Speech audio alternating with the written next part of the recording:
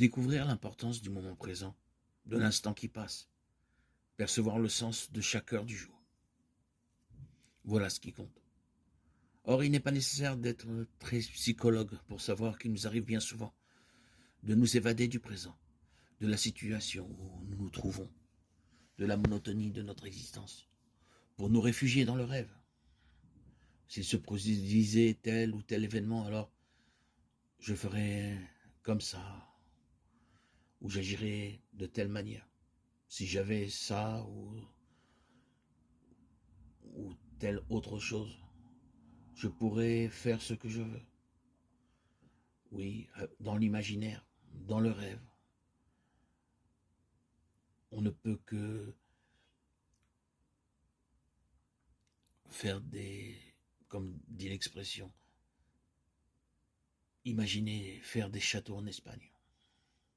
Avec un peu de psychologie, nous savons bien que des fois nous nous dérobons devant les exigences de l'heure ou du jour, devant ce qu'il nous faudrait faire maintenant et que nous ne devrions pas différer. Chacun de nous connaît également la tentation de tout laisser aller. Après tout cela n'a pas d'importance. Passons à autre chose.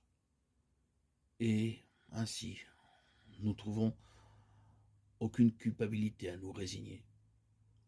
Le message de Jésus fixe notre regard sur le présent, chaque instant qui passe, et pour les hommes une occasion qui porte en elle une chance.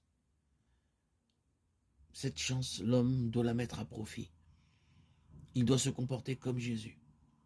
Ce qu'il fait aujourd'hui pourra avoir de grandes répercussions dans l'avenir.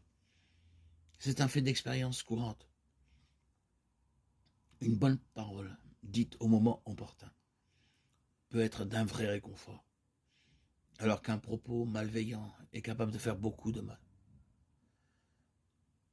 Tout peut être utilisé pour le meilleur ou pour le pire. Le monde n'est pas seulement le lieu où se situent les relations entre l'homme et Dieu, mais il est aussi l'objet.